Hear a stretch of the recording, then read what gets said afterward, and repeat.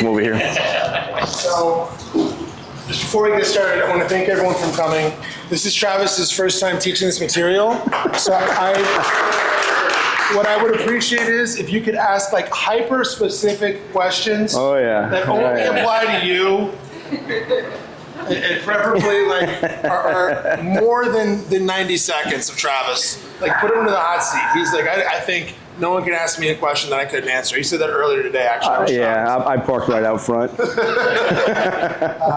I want to thank you for coming out. If you haven't met me, my name is Justin Myers. I'm one of the leaders at Grid Knoxville. My partner Corey King and I started it 4 years ago. Grid is a national organization, so we've got 30,000 investors across the country. We're the largest agent-led organization in the country, and we're on a mission to teach people how to get financially free. So we do that a couple ways, right? Here we're going to teach about small business, about real estate investing.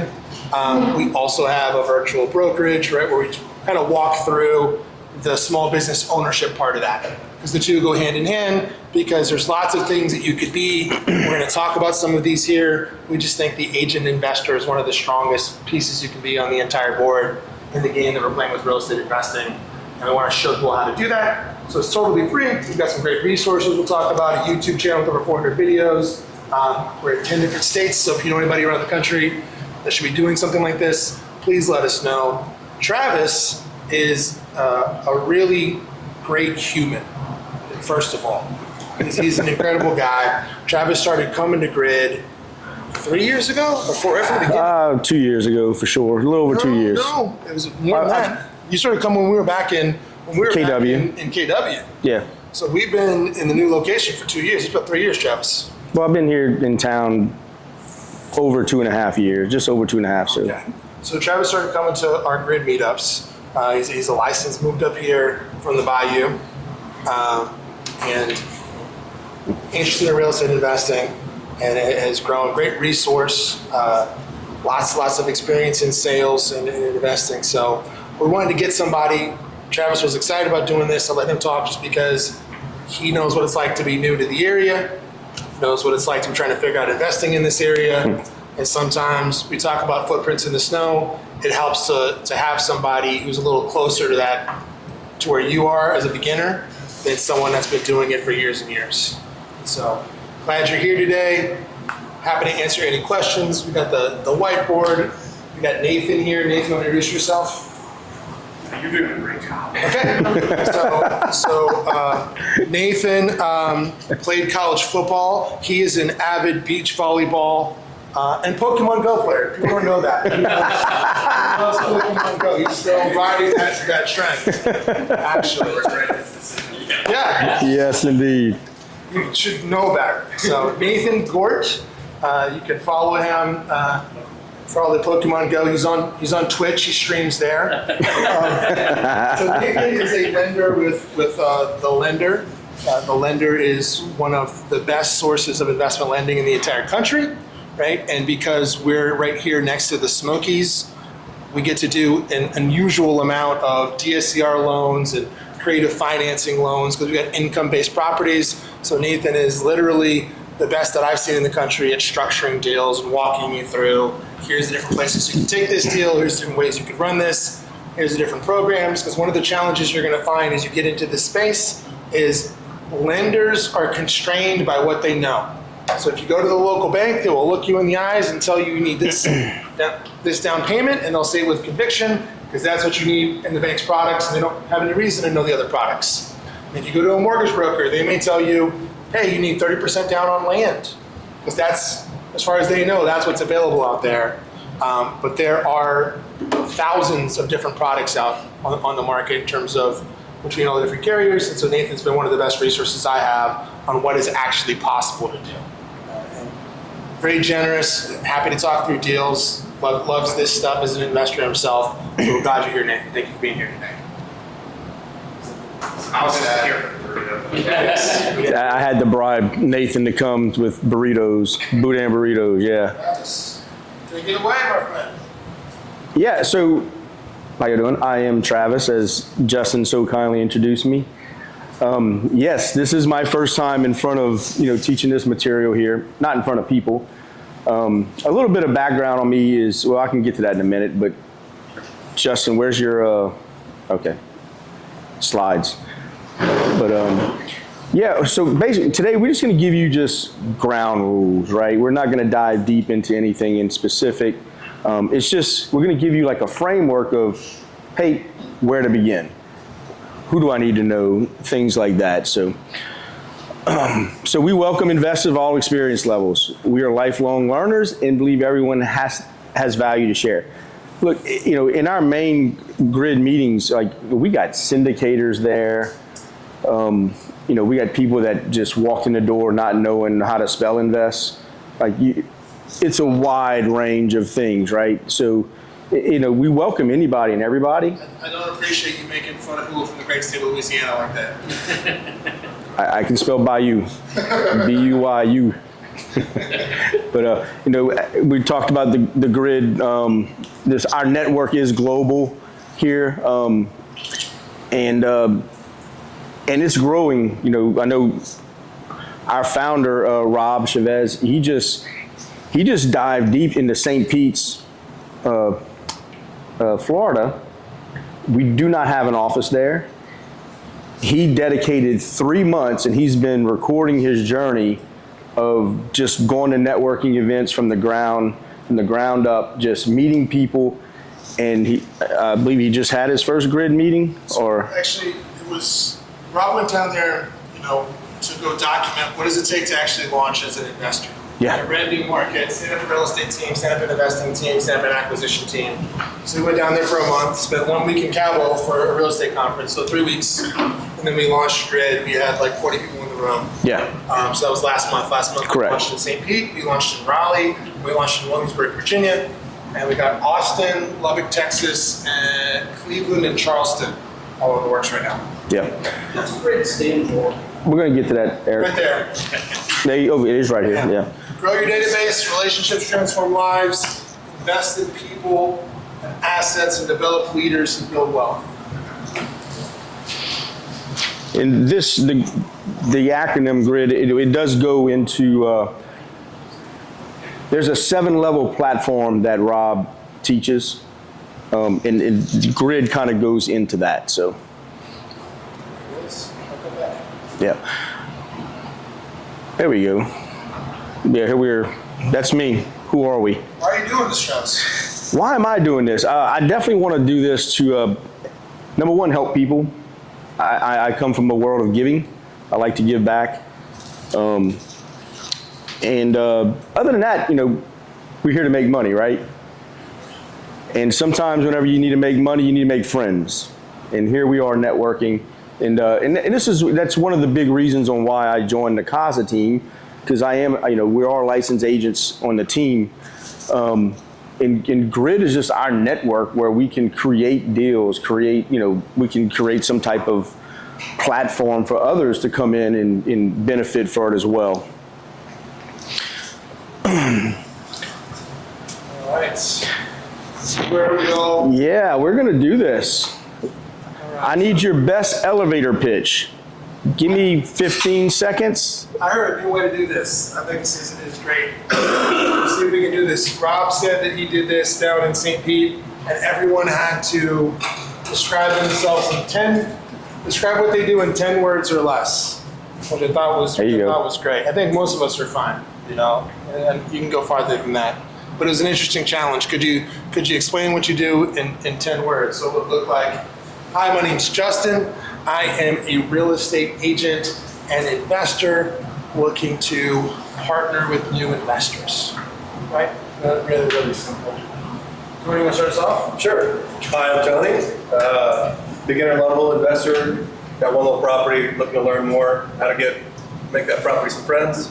I'm in the construction and remodel business. If you guys know anything about that, give me a holler. Okay. Yep. Paul, speak all the way around. I'm Paul Scott. I'm an agent. I'm on a team with my wife, and we're looking to get investment properties. Okay. Paul's an OG Grid attendee. It's good to see you. It's been a while. Yes, my name is Hugo Bouteiller. I come from France. I arrived in the US like 9 months ago. I've been invested in other sectors like for the past 4 years, and I don't know anything about real estate, so this is why I'm here to learn and make my next investment. Welcome. Duke. My name is Duke Morton. I'm foremost number one, a prospector, number two, negotiator, number three, investor. I'm just now getting back to investing again because I lost it all, lost everything. It's not fun. But when you get your credit back, I got my credit back way up there, high 800s. Anyway, this next step. Anyway, I found it. Now I got to buy it. There you go. Hi, I'm Ryan. I'm new to investing, no deals, but looking to potentially house hack and just learn more about investing in general. That's also a startup founder, entrepreneur. I did, and then I shut that down, and that's tough. Now I work at Oak Ridge National Laboratory. That's so cool. I think having one shut down is a requirement of being a startup founder. Right, for real, yeah. You got to fail a couple times. 100%. Yeah, that's tough. Very tough. Eric. Thanks. Oh, yeah, hey guys, Eric Dudley, real estate agent and looking to get into investing. Did you pass your real estate license? Didn't you just recently take the? I'm supposed to be sitting for it in a few days. Nice. All right. Best of luck.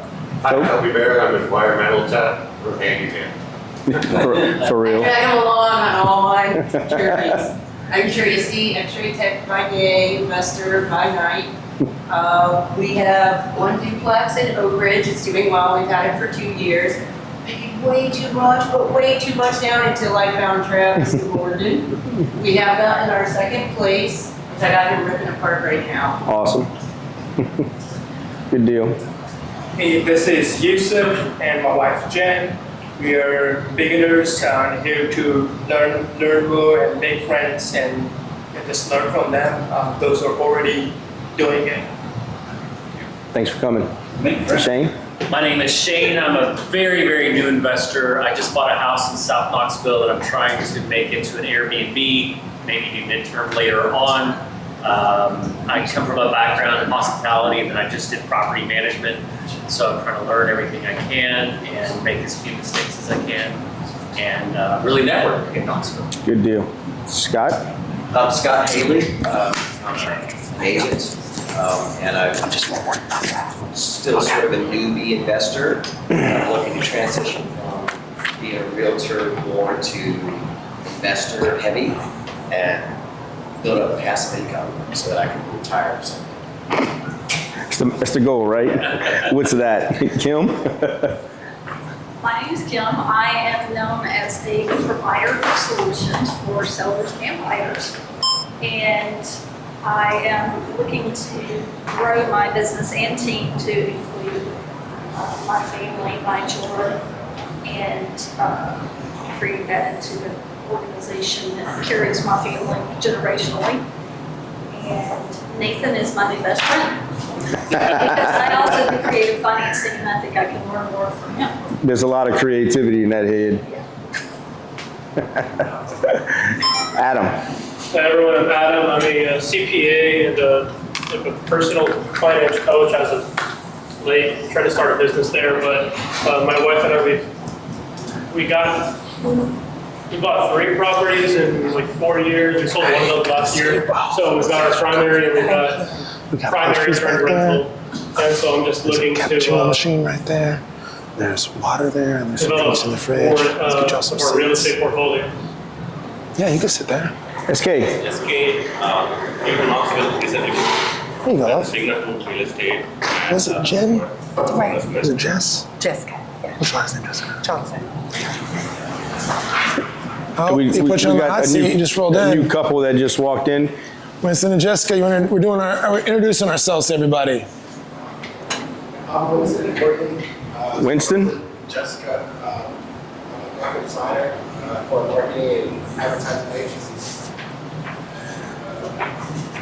I am an investor looking to build more knowledge. All right. Thank y'all.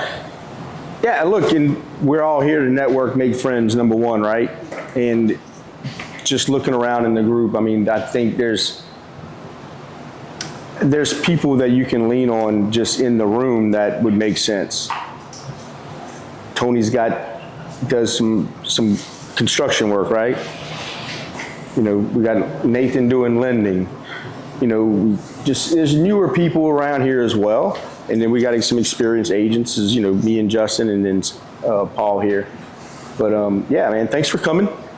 Legal stuff. Don't sue me, bro. Is that the word? I am not an agent of being an attorney. You know, I'm an agent of real estate.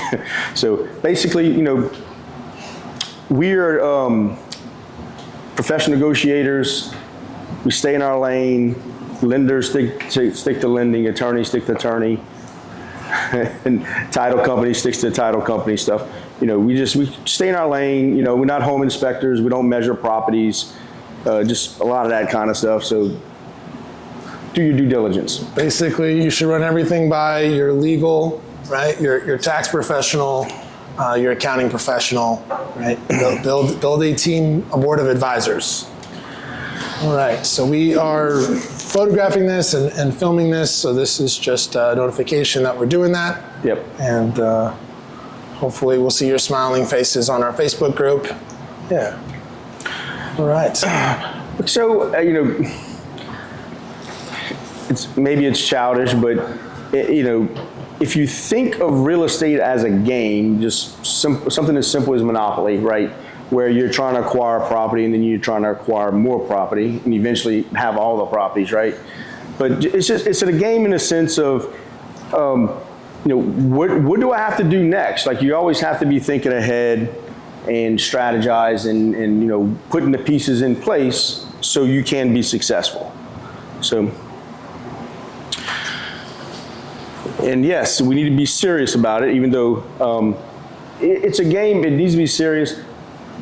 But if you're doing the real estate, you're trying to become a business owner, right? It's a business. We're trying to run that business and do ourselves and our family justice here. We're going to understand there are rules and levels that allow you to play and ultimately win.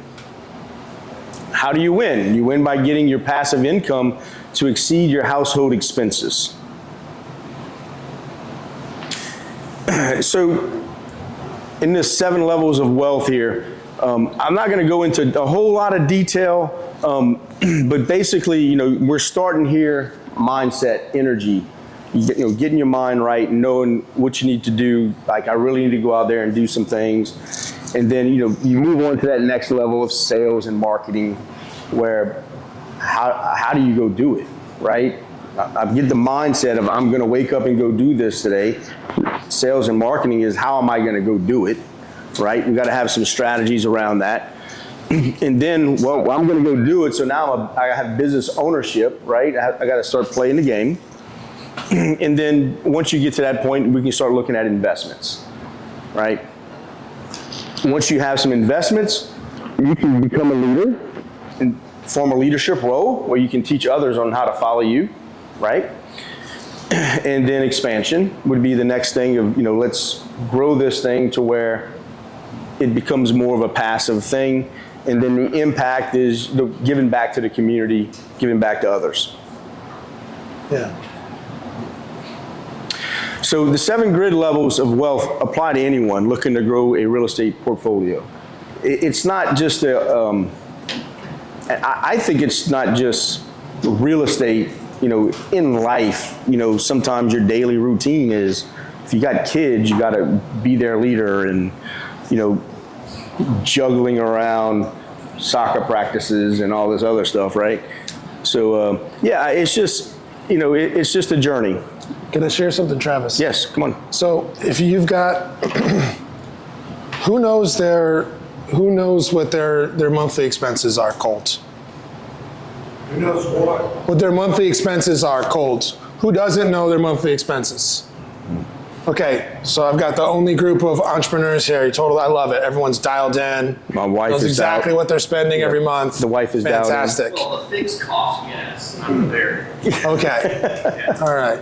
Nobody else looks at the bank account sometimes and is surprised they spent $700 going out to eat? Yes. No, just me? I love it. This is the easiest group ever. Awesome. Well, then everyone, this is going to be fantastic. You're all locked in. We've got no personal discipline problems. Well, we Sorry, make Adam. totally rational decisions around money. We've got no sort of emotional issues around money. Yeah, like you perfect clients, right? Yeah. So first step is I got to know what my actual passive income number is, my realistic passive income number is, because how else? If I don't know that, I don't know how I'm going to win. I don't have like a real target of what I'm going for, and we all want to cheat. You know what I mean? I want to be like, oh, it only takes me $3,500 to run my household, but it's really more like $5,200, right? When I look at everything and I'm actually paying what I should be paying on my student loans and everything else, like it's a lot, like just to maintain the household. So that's one. Second, like, who already invests? Anybody not investing yet? Specifically real estate? No, just who invests, right? Yeah, because it is mathematically impossible to retire without investing, right, Travis? How many years would it take you to save? We talked about this before. Anybody have a guess how many years it would take you to, at median income in the U.S., how many years it would take you to save? 40. So Travis says 40. Anybody got? 45. 150 years. To save to have enough money to retire, 150. So we got 40 and 150. Anybody want to split the difference? No hope. That's right. What's that? Said 100. 70, 100. It's 80 years. Is the last math I saw is 80 years. If you're to save enough money where then you could like live off of the interest, like at 4% a year, and fund to have enough to retire on, it would take you 80 years to save. That's what They say it's 4.7 now. That's Social Security. Just like saving regular. Not have Social Security. Just saving. I don't even know what social. I've never contributed to Social Security, so I have no idea what it is. I've worked for myself now for 20 years, and so I have no idea. Okay. I'm on my own. I'm gonna be working at Publix. So Not a bad place. not a bad place. But 80 years to save enough money to retire based off of just those savings, right? And so when we look at that, like everybody has to go on an investing journey. Everyone you meet, and you should be telling every 18-year-old this. Like they should know it's going to take you 80 years to save enough money to retire, because if you're 18, max out your IRA. And just max out your IRA every year, and you'll have enough money to retire by the time you retire. Like it really is. You got time on your side with compound interest. We will have to add some slides in there. So you have to go on this journey. Everyone has to go on this journey. The single biggest part of this journey, the reason why the base is so big, we could spend an hour just talking about mindset. Like truly. Most of what I talk about, people come to me and they talk about tactics and they want to talk about this stuff, investments and business ownership. You know what I mean? They don't have the mindset part fixed out. Their spouse and them are not on the same wavelength around money. Yeah. Or around investing, or around risk, or around their comfort with debt, right? One of them's a Dave Ramsey person, no debt. Another one's all like, we should be leveraging totally, like the point of real estate is to leverage and use debt. But we're not on the same page. Like those are the things where you don't get where you're going. And the other part of that is, who's a W-2 employee in the room? Anybody got a, awesome, right? So if I'm a W-2 employee, it is a big jump to go to being a business owner and an investor mentally. It is a very, very different mental process. I see Scott nodding. Yeah, so 2 years ago I got laid off. I was a W-2 employee, large media, local company for entire adult life. So to go from getting a paycheck every 2 weeks to being a realtor and getting a paycheck who knows when, and getting that mindset around you're in control of everything as opposed to having the safety net, it's a big deal. Yeah. It's not anxiety. It's like the good news and the bad news. And Travis knows. Travis is gone on this journey as an investor and entrepreneur. It's like the good news and the bad news is you are totally responsible for your own success, which is terrifying and liberating depending on the day. I think it's more terrifying for my wife sometimes. Yeah, because it's you got to have that support system, but the mindset is it's a game, right? A game can be a sport or something like that. You have to have the right mindset whenever you step on the field. Travis used to be a soccer coach. Well, yeah, there's the reference, right? Yeah. But yeah, I just whenever you step on the field, you got to have the correct mindset, or you can get injured, right? If you're not prepared, you can injure yourself because your mind's over here, you're thinking of something else, and you're doing something incorrectly, and you can injure yourself. It's the same thing goes in investing. If you don't have the right mindset and you just make a knee-jerk reaction because the numbers feel right, but they're not actually right, you're not going to injure yourself, but you're going to hurt your checkbook. You might not be able to pay your bills. So it's, mindset is everything. It's where we start. Side note, of the two of us, which one of us do you think ran the 4x100? Travis was super fast. Yeah, 130 pounds, all legs. Soaking wet. It's shifted. I love it. So, but mindset and energy, like this is the single biggest thing. I'm just like, hey, I'm an entrepreneur. There's possibilities in that. How do I manage my schedule? An excellent book I recommend everybody read is The One Thing. Right? There's two books we hear all the time. J. Papasan. Anybody read Rich Dad Poor Dad? Is that why anybody's here today? Is because Rich Dad Poor Dad? Brian? It's the most cited book I've ever seen. Yep. Traveling all over the country talking about this. Rich Dad Poor Dad has probably set more people on the path of financial independence than any other single book for whatever reason. But The One Thing is written by Gary Keller and Jay Papasan. And it's basically, I'm going to give you the premise of the book, but it is one of those books where the more you read it, it goes deeper and deeper. I've read it 2 or 3 times. It's what's the one thing such that by doing right now would make everything else easier or unnecessary, right? The journey of 1,000 miles begins with a single step, but you better be going in the right direction, right? Or else I could spend a lot of time like changing course and going in. And so I just want to say that because usually like if we could do anything, it really would be to spend our time here today. Where do you want to go? Why do you want to go there? What are your strengths? What do you hate doing? What do you enjoy doing? What resources do you have available to you? Like those are really going to determine where you go as a real estate investor. It's not like, be careful, you can build something that you hate. You can build something that'll tear apart your marriage. Real estate agents have really high divorce rates. You could build a business where you're like, I hate tenants and now I have 50 properties and this is miserable and I don't have the emotional bandwidth for that and it is not worth the money, right? So having some clarity on that, because what happens, and I'll run through this really fast, is you get here, this is the skill set part of this, whether you're an agent or how am I finding people, how am I finding deals, or how am I finding tenants, or how am I finding residents for my transitional housing, whatever play you're running here, short-term rental guests.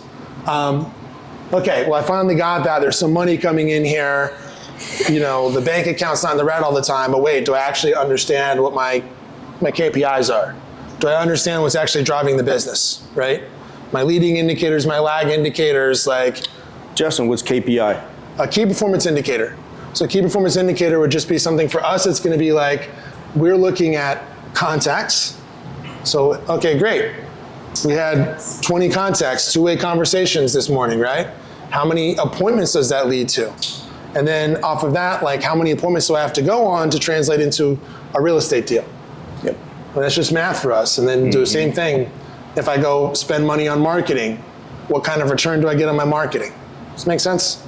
Like where am I going? Do I understand my expenses? Like so we close our books every single month.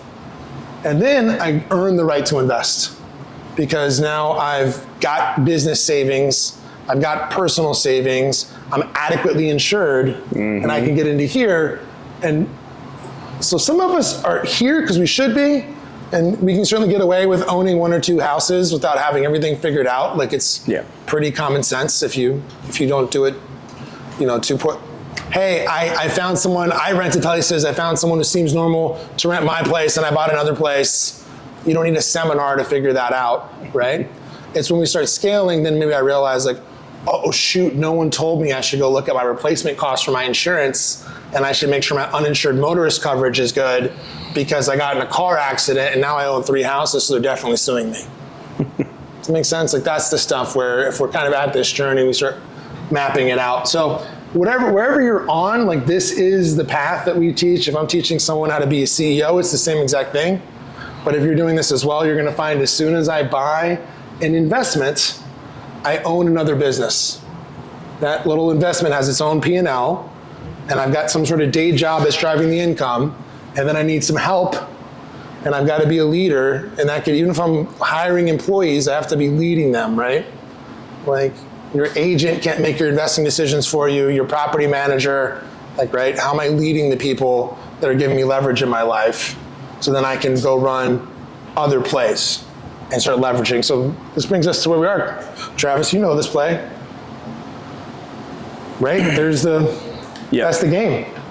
The goal is to learn the rules, build a business, and acquire investments. Then you use the leverage to expand, outsource and make money with money rather than trade your time for money. So basically, whenever we're talking about the rich dad, poor dad, this is the cash flow quadrant, right? So basically on the left side is the poor dad side, where you got your employees and you're self-employed, right? So, and the goal is to move to the right side. So you want to become the business owner and then eventually drop on down to becoming that investor.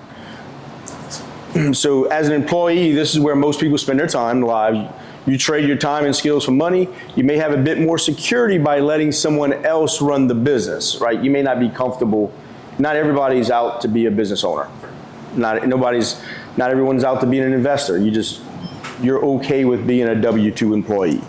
Why, I'm curious, is anybody brave enough, vulnerable enough to share, like, why do you want to become a real estate investor? I want to spend more time with my family and have the freedom to do what I want, and eventually I want to become a social worker and a therapist. I love it.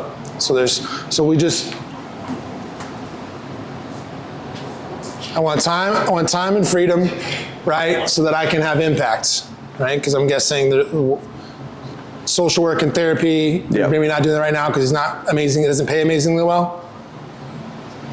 That's part of it, yes, yeah. Plus I also need to get a master's in it. So there's a journey there. So that time and freedom so I can have impact directly into what I want. I love that. Exactly. Who else? Travis, why do you want to invest? I want to invest this, I like to hike. No, time is a thing. I have a sense of, my parents did really well, but my mom was a strict Dave Ramsey, if you don't have it, you're not buying it. I was a good soccer player, and I had the shittiest soccer equipment ever because I wore it for 10 freaking years. Like, my mom was like, those shoes are still good, put some duct tape on it. Like, that's just how she was. And my dad worked his entire life, and he's so talented, and like, my dad is like the handyman's handyman. Like, he is really good on anything almost. He's better than average, right? And he would just give away his services for free. And I'm like, I understand that you want to help family and friends. However, there has to be a point to where you get some type of return on your time, right? And look, they live a great life. They taught me great things. However, I want to break the barrier of, I want my kids and my future grandkids just to have that little bit of extra time, right? I want them to understand of, you don't have, I want to encourage them to go out and do what they want to do, number one. I don't want to force them to do that W-2 type job. Let's go be adventurous, go fail, go fall on your face. Hopefully I'm in a position where I can help them get back up, right? And let's try it again. And that's really my goal is, I guess, traditional wealth, for the family and, the family I don't even know yet, really. I just want to change that directory of what we got going on. Not that it was bad, I just want more, right? And, my wife, she has a great W-2 job, and it gives me the luxury of my time to go and dive into this journey. And thankfully I jumped in on board with some leaders like Corey and Justin so I can follow in their footsteps. Because they're doing things I want to do, right? So I have to start somewhere in my journey here. Louisiana, I did fix and flips with my dad. we did 4 or 5 houses throughout the years. I bought a primary, rented it out, bought another primary. I know I had a few long-term rentals that way, and then we did some fix and flips along the way. Here, I haven't been fortunate enough to pull that trigger yet, but like, Justin said earlier, we have to earn that right. We moved 700 miles, me and the wife, let's just go. And it's like a leap of faith in the sense of, I did outside sales in the oil industry. Like, I made good money. I did that for 8 years. I gave my notice, sorry, I'm moving, follow the wife, right? She wanted to move away, let's go. And I just want to, so I had to jump on when I got here, my main focus was I need to know people if I want to do something, right? My wife works 7 nights and then 7 days off. So 7 days she's worked, 7 days she's off. The 7 days that she was working, I was at every meetup possible around, whether it was, what is that? Was it Friends with something? The little Fun with Friends. Fun with Friends group. I was going to events for that, trying to meet people. I was going to the Singo things, trying to meet, you name it. I was trying to do something every night. So it was just, it's tough moving to a new area and finding where you need to be. But if you don't put yourself out there, you just be stuck. And I jumped on board with these guys and, trying to follow the journey. Yeah, so Travis has graduated. He's self-employed, which sounds amazing. And then you pay taxes, and then you find out that if Travis was deathly ill, or did anybody else ever get I got the flu, and I think I got some sort of stomach bug that was going around that was horrific this year. Yeah, you had it too, and then you're like, if I don't go to work, I don't get paid. Yeah. That's the problem. Anyone else self-employed in here? I was out for 2 weeks this year. Yeah. Yeah. And so if I go, I don't get paid, so but it's a journey, right? I'm the boss. I get the freedom of making my own schedule, right? Which means I get to go out 7 nights a week, try to network. That's what you want to call it. Sure. But, hey, eventually you want to become that business owner. You want to grow up a little bit, take some responsibility, right? So whenever you own a business, you got to be able to delegate tasks and responsibilities. So you want to have other systems in place that you allow the business to run without you. You'll know you own a business when you can leave it for a month and earn as much or more income while you're away. Can anyone? That's really big in my brain, is like to be in a position to where I can just walk away and, for example, Corey King last year, him and his wife had their 3rd son. He took the entire month of August off. And I promise you, he was nervous. No, he was really nervous, and he wanted his team to step up for him. And I think we filled those shoes pretty decent. I think he would feel more comfortable if it was this August, for sure. But he was able to step away for a month, and we still kept it coming. So if you own a business, anybody ever tried to buy a business? Looked into buying a business? Nathan has, right? Like when you're looking at buying a business, what are they actually selling you, Nathan? Like what kind of business do you look at buying? I look at buying like blue collar stuff. I just helped my buddy, I won't say the business name because it closes in 2 weeks, but he's buying a huge company that basically builds custom cabinets in this area.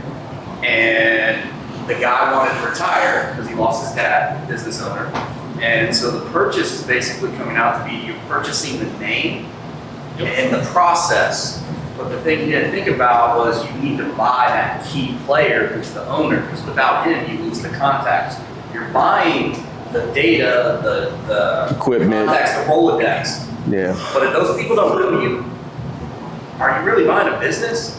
So when I'm buying, if I'm buying a service business, I'm typically buying maybe 3 things, right? Business. I'm buying the book of. Lose the IP if you can't get it. I'm buying their existing business, hopefully, right? So if they have any contracts, I could take over and I could buy those contracts. That's one asset the business could have. I could buy inventory, right? I could buy a contact database. So if you have a business and you don't have your customers organized in any kind of way, you don't have a business you could sell. And then I'm buying some defined systems and processes. And the model for that is, think about a franchise. If you were to go buy a franchise, they give you a big binder, right? Now I'm sure it's digital, but they give you a big binder of, these are the policies, this is how you run a Chick-fil-A. This is the training, these are the systems, this is how we run this exact model. There's lots of ways to make a chicken sandwich. We're not Zaxby's, we're not Popeyes, we're Chick-fil-A. This is how we make our chicken sandwich. This is how we run the model, right? So what systems and processes do I have? Like, that's what you're actually buying and selling. So if I'm at that stage, I'm in business ownership. For us, it's the same thing. It's documenting systems and processes, right? And then, do I have the ability to leverage tasks and responsibilities to the right seat? So what's my org chart look like? So very few businesses, most businesses are really self-employed. Like, because they can't leave. They don't have, they have to, they're a practitioner. If they're not in there, the business is running. Yeah, Kim. So is it more feasible to kind of look at it as you'll start as a solopreneur, you'll work into a team, and then you become a business owner as you build? It depends on what you want to build. Yeah. I mean, if you have a property, technically you're a business owner. Right. But if you have one or two properties, yeah, it's pretty easy to manage. But now if you got 15, you're gonna need somebody to help you there. Yeah, well, if you're a business owner owning one property, you really don't have systems because it's probably not feasible at that point to spend the money to pay somebody else to do it for one property. That's interesting, but what would prevent you from having, all of a system is a checklist, Adam's an accountant. I bet he has checklists when he does his personal taxes that are not any different than when he's doing a client's taxes, right? It's some systems. So there's nothing preventing you from having, if I'm an Airbnb owner, let's say, why can I not have a complete checklist that I have printed off that I run through every time I turn the property? Because I'm cleaning it myself when I start. If I have that, when I turn it over to a cleaner, I'd probably have a higher incidence of getting the results that I'm looking for. I guess what I was thinking about is I have a long-term rental, so I tried to turn it over to a property management. Yeah. For 9 months, they did not rent it out.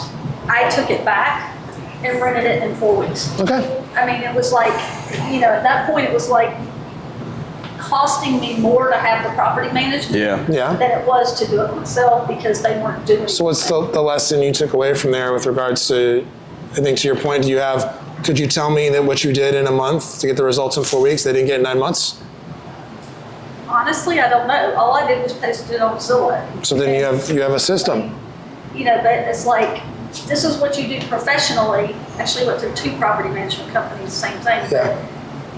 This is your professional job. So. And you aren't doing it. Yeah, but I would just challenge you to turn that negative into a positive. It's not more complicated than that. You think it's more complicated than that. It's take professional photos, and then you go and there's cell phone photos, and it's a $950,000 listing. It still happens. It's not more complicated. It is take photos, write a good description, post it on Zillow, respond to everyone in a timely fashion. That is your system. Right. Tim Ferriss says, what would this look like if it were easy? Yeah. So I would just not. Don't discount that's what it is. Whatever you're doing. Do I have to have those rent a property? No. But if I was going to hire somebody, I'd want to have a checklist of some kind. And it can just be, I'm not a checklist person, but I have lived with checklist people. And so I know that what I think needs no system, apparently there's 20 steps that I am just not thinking of. What do you do because I just do them. What I do What's instead? for you instead of doing a checklist? What do you like instead? I like to wait till the last minute until ADD superpowers kick in, and then I can write a 7-page manifesto, and people tell me I'm too organized. What I met an amazing woman when I was 19, and she, she just ran my life for the first decade of my life. Oh.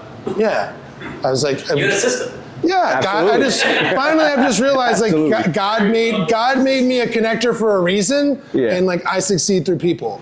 Yeah. So then I go recruit Travis to join the team. So I have more of a system because I have is systems. more organized. That's what I do.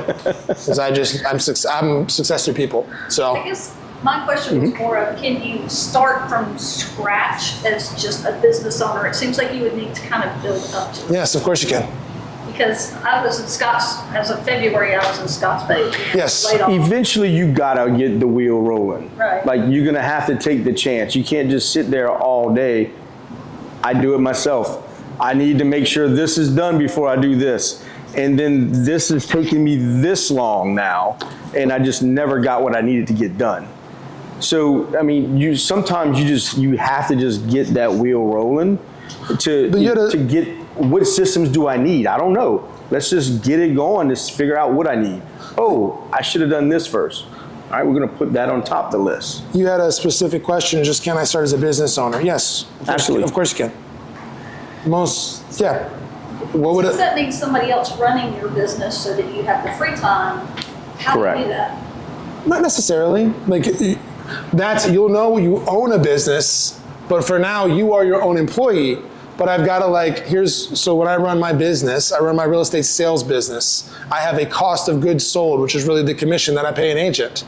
I pay myself that amount when I sell real estate. I have expenses that I track, and I have systems and processes. If I follow my own systems and processes, then hey, welcome. Hey, glad you're here. So I have to begin with that in mind, where as I'm doing this, I have tasks and I have income allocated towards replacement. Does that make sense? If I don't do that, a lot of people cheat and the business doesn't work if they're not self-performing. If I'm not working for free, my business totally falls apart. Do you use the profit first model? I do. Yeah, but I think let's table this because we're getting very deep into I think something that relates to her question is the red book, the MREA, where it tells you steps you can take and how do you become that business owner. Like it brings you along that journey in that book as well. But like Gary Keller.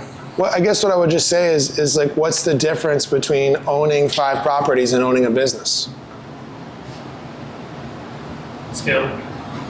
Scale potentially, but it's not that different than a small business. If you look at the amount coming in, that's not fundamentally different than you owning a window cleaning business or a small landscaping business, or right? It just depends on like how you're looking at this in terms of scale and system, and basically here's one way to think about it, right? If I am a high performer, I trade my time, right, and my effort for income. And so we've talked about this before. Look at the media. Who do they highlight? Entertainers, athletes. Those are not investors. Those are not entrepreneurs. They are high performers that trade their time and money. Like it's a bit of a trap that you're being led to.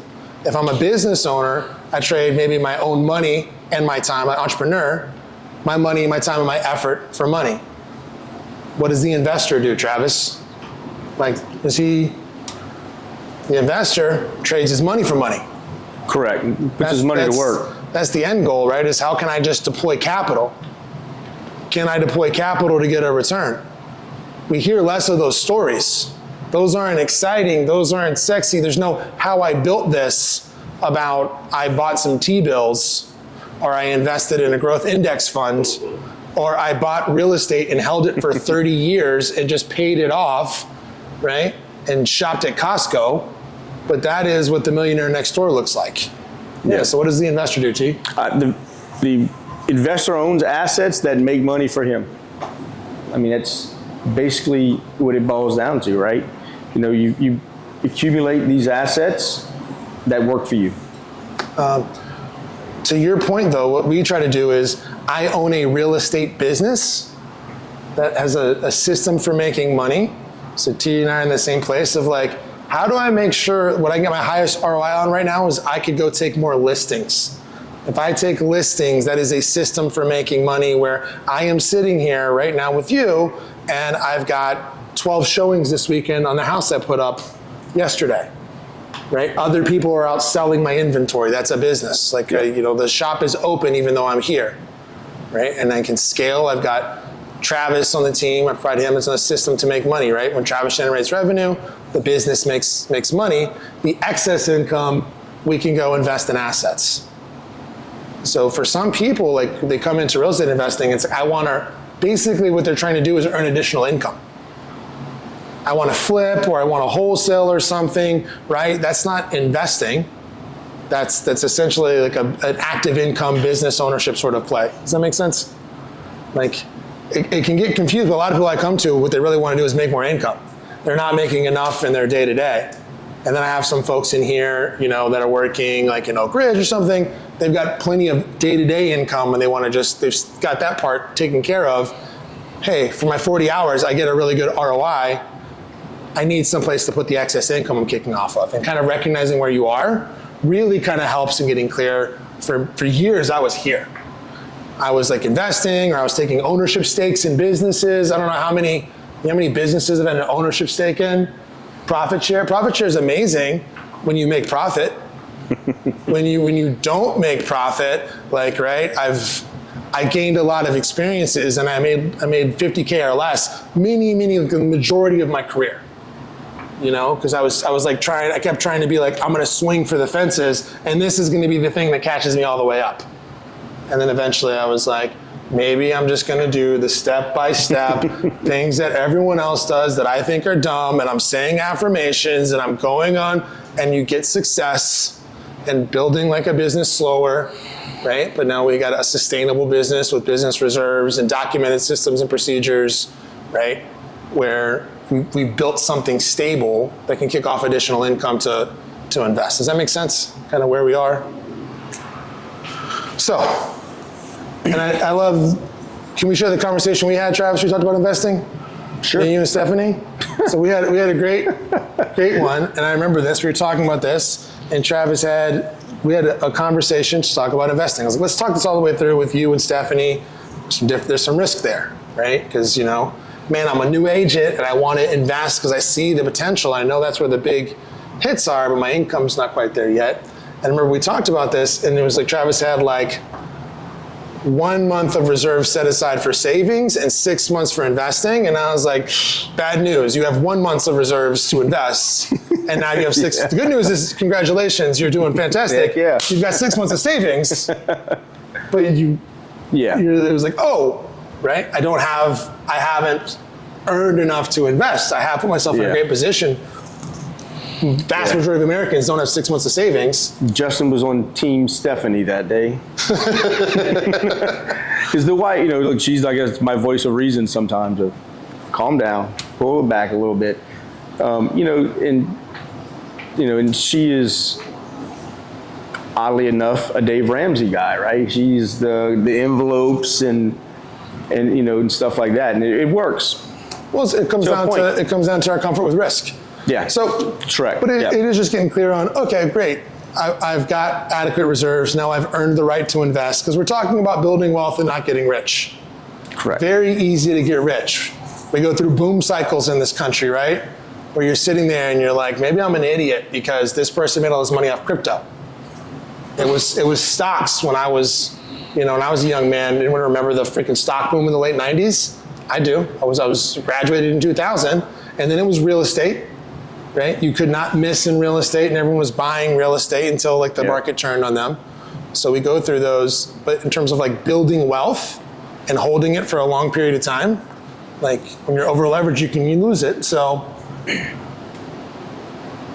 okay, we talked about this, right, Chi? Where are we now? We just had that reality check conversation. Correct. Right? Yeah. Where are we? Where's our finances at? So total household expenses. What's your net worth? Just knowing your finances. It's really that's key. Knowing your finances. I would say what people don't do is, you might use a budget. What we do, which is new for us, is when I joined CASA and we launched this CASA location here, our real estate group, we close out our books every single month. And we go over our books every single month, and it's on our calendar every single month. And I didn't realize until I was maybe 8 to 10 months into it that I had built the habit of like, oh, okay, yep, nope, my schedule's actually clear. We're looking, it's creating the habits. Like, are you actually looking at, you might have the budget, what's your schedule where you're reviewing your budget together on a monthly basis? Does that make, like, and this is a real life, just, I don't know, 2 months ago, you know, my wife is like, when are you going to start doing the checkbook? It's like, put it on my calendar. So what does she do? Just like she does for her work schedule, she sends me a calendar invite so I know when her work days are, because her work schedule is 3 months out. What? Now checkbook. So I got 2 hours of checkbook time on and I'm like, 2 hours? She's like, well, yeah. I said, well, and I'm like, I can't give you 2 hours. I said, how about an hour, but let's do it twice a month. I said, for me to just shut down a whole afternoon or a whole morning, I just can't do it. But we worked that out between us, but it's on my calendar. What? We're gonna do the checkbook and we're gonna do bills and we're gonna knock it out. Because, like I said, she's the one that she's looking at the money and stuff, and I look at my account, I got money in it, I'm good. And I know I'm a sales guy somewhere. I know it's simple, stupid, but what happens is as you grow success, you're gonna have more demands on your time. Yeah. So if I build these habits in and I honor these habits, that's how I don't lose the way when I'm ongoing. And I know, again, it sounds like this until you sit in rooms with entrepreneurs that talk about having a $30 million fund and walking away because their partners could not produce books. And they're like, we're all gonna go to jail. I gotta leave the fund because they cannot produce books and I've been asking for a P&L and I cannot get my P&L. Or until you're looking to invest, you own multiple assets and you can't get your K1s, right? The difference between getting those K1s in January, like those K1s are my business, versus like in April, big difference in terms of like how you're doing your financial planning and whether having some forecasting and knowing what's going on. So I know simple, stupid, we're gonna speed up here, but this is the stuff that I see most people fail. Most people will just fail at the basics, honestly. I can suggest, if anyone wants, I can suggest tools that are going to facilitate that, because Mint doesn't exist anymore. What's a good tool, budget tool? I've been using Quick and Simplify for myself. There's also, you can use Empower for free. Empower is free. They're going to give you calls. It used to be personal something capital. Okay. But Empower is free, but it's really basic depending on how much you want. What about Copilot? It's got good reviews. I haven't used it. I don't know anyone that does. I know a lot of people that use Monarch Money. Especially great for couples and someone that may have like a financial advisor. It's very easy to share the accounts, if you will, with your financial planner or whatever. Okay. Thanks for sharing that, Adam. Yep, thanks for sharing. So step 2, we gotta learn the language. What does a good deal look like in your area? Not all areas are made the same, right? Even on the micro level, neighborhoods within Knoxville, deals look different. What's cash on cash return? Like, what do you use cash on cash return for? Because I hear people use it to sell you bad deals all the time. So what's cash on cash return and what is it useful for? So it's the rate of return ratio that calculates the total cash earned on the total cash equity invested in the deal. It's your return on what the money you have in the deal, basically. Yep. The simplest level. Yep. What's misleading about cash on cash? Cash on cash is I buy an investment property. The investment costs $200,000. Okay, I put 20% down on the investment, so I put $40,000 down. We can write this out here, actually, Travis. So 200K. I put 40K down on the investment. Oh, I want to cheat my numbers, but I can't. What's 20K divided by 12? So I rent this thing out and I kick off 500 in cash flow every single month after I pay all my expenses. So What's that? 500 a month, right, times 12, 6,000. So I get a $6,000 return on my 40K that I have invested. What's my cash on cash return? Anybody got a calculator in front of them? I'm getting 6 on a return of 40. 3 divided by 20, 15%. I got a 15% rate of return. Now, that's misleading. Yeah, go ahead. Yeah, my question, because I've thought of cash on cash return, but I've always used it as sort of the back of my mind kind of thing. I've always thought of just straight up return on equity because you're looking at it from initial outflow. I'm thinking, yeah, I'm going to put 40 grand into this property and maybe it's going to make me 5 grand this year. But I'm going to continue to earn on this property by holding. Yeah. So I don't understand why cash on cash return seems to be the most spoken about. Well, Nathan. That later, like, sorry. Yeah, Nathan can come. I would say here's what it is. You got to understand there's some things that differ when you're looking at investment gurus. Pace Morby, any of these guys, Grant Cardone, whoever you're following on YouTube, if there's some sort of a guru, right? Like some of this is really misleading because here's the difference. I have access to deal flow, right? I have a sea of deals that I can participate in, right? And because I have a sea of deals that I can participate in, and I have lots of places I can be allocating my cash, like from my perspective, things look differently, right? If I am sitting as a W-2 investor, like it may not make sense for me to be spending money to buy back my time, right? Because I don't have a way to reinvest my time, or it may not make sense to like buy back, to be looking at cash on cash. Cash on cash is maybe a simple way to look at, it's pretty good if I was trying to figure out cash flow maybe. Hey, I've got 40K to put down, where can I get the most cash flow? That's a quick and dirty metric. If I'm just in like acquisition mode, young wholesaler, how many properties can I tie up, really comfortable with risk. What cash on cash is the only thing I think it's really useful for is kind of just quick and dirty comparing this across asset classes, right? Hey, if I go invest 40,000 and I could make 6,000 a month, what could I do if I put that into a growth index fund or a high yield savings?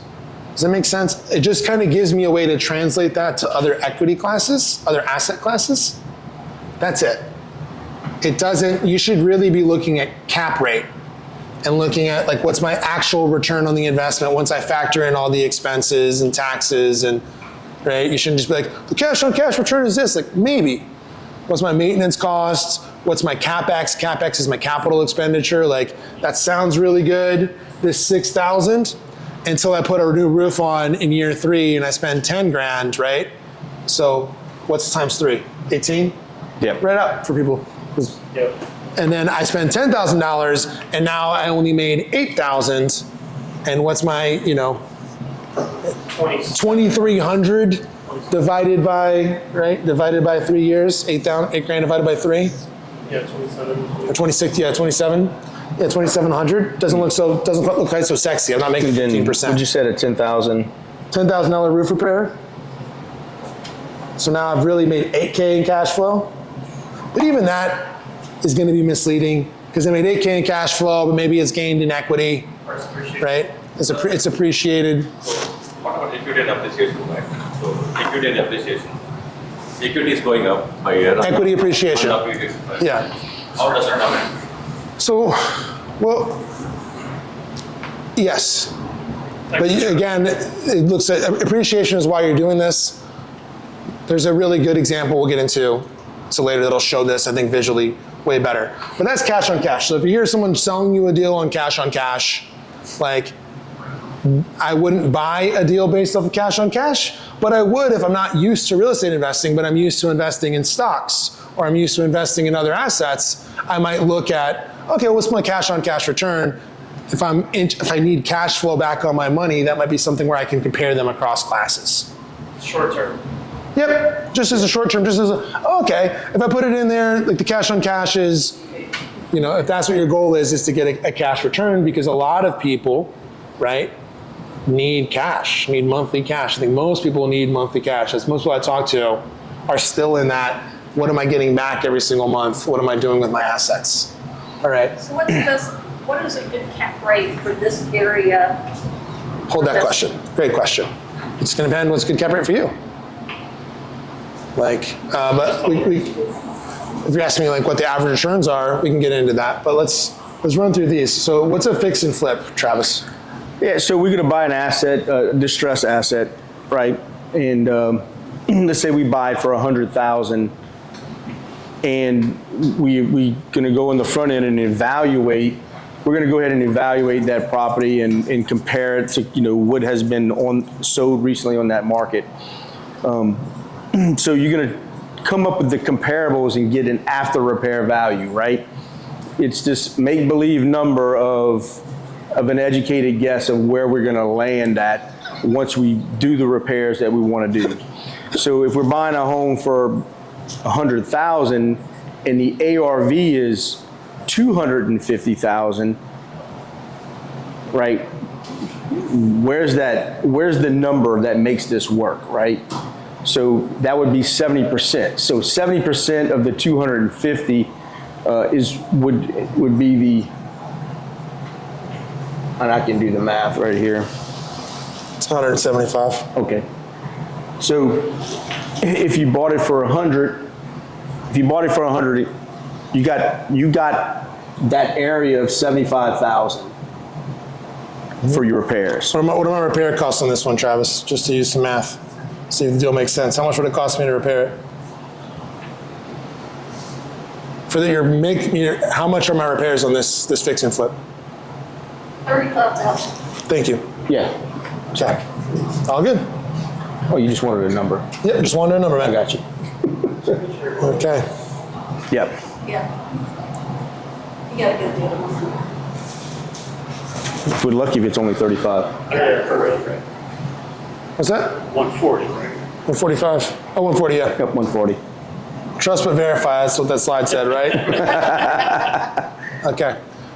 So Travis, walk me through this using that formula. So my formula for fix and flip, we got everything we need up there. Yeah, we purchase price is 100. We're calculating the after repair value, the ARV, is gonna be 250,000. So basically that 70% of the ARV is 175,000.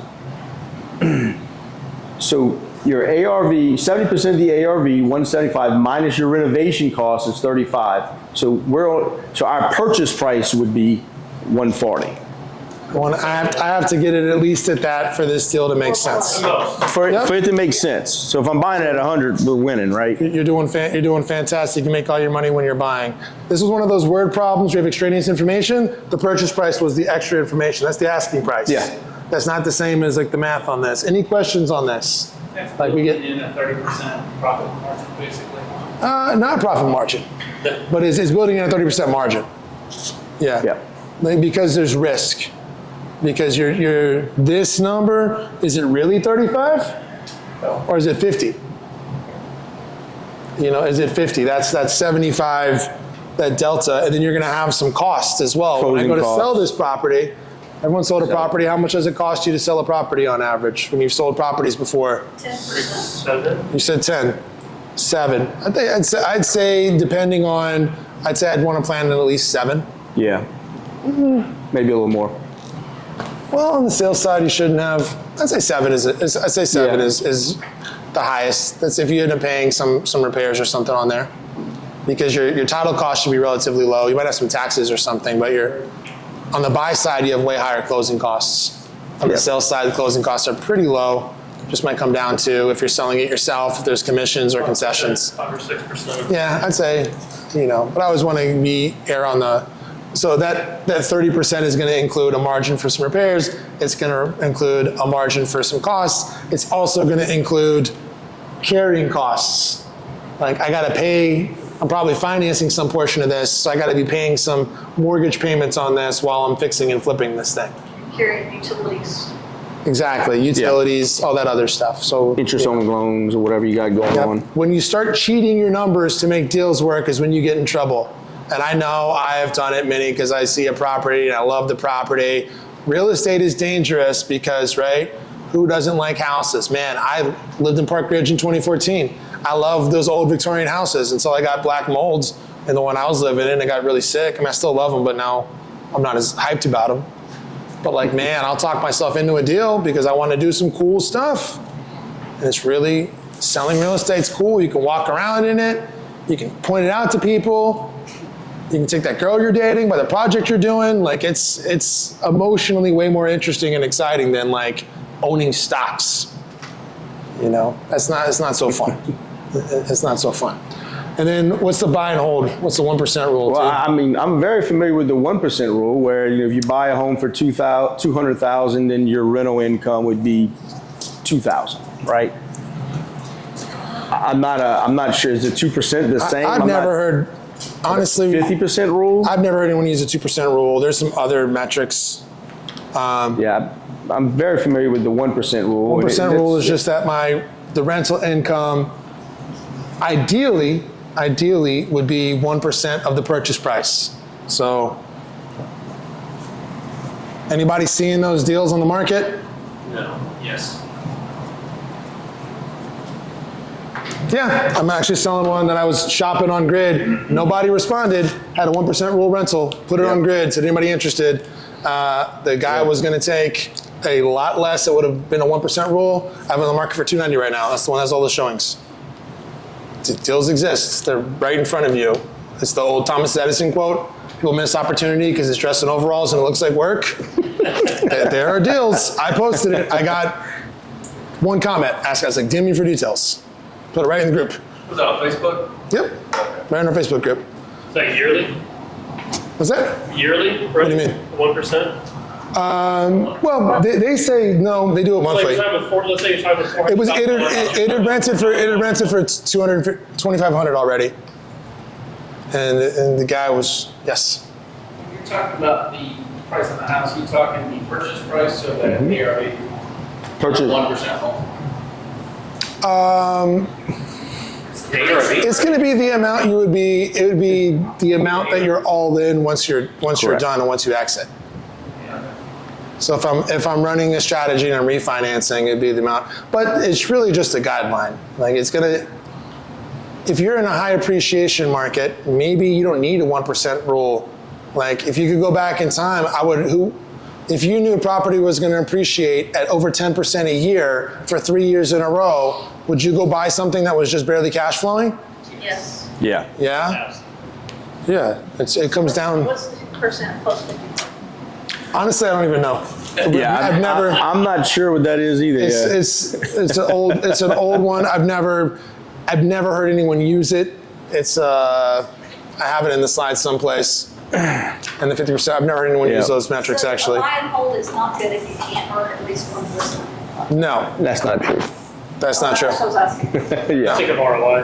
Yeah, it's like you said, it's a guideline. No. What we want you to be clear. These get thrown around all the time. You're coming in here. The problem is not that you don't have access to information. Anybody ever watched some investing information? Who's watched over 10 hours of investing information or spent more than 10 hours reading a book? Who's spent over 50 hours doing this? Keep your hands up. Who's spent over 100 hours? But you're here in an Investing 101 class. It's not access to information. It is the ability to contextualize and interpret this information. That's the skill that we all have to develop, and that's the skill that's going to be our edge in the world that we move forward, right?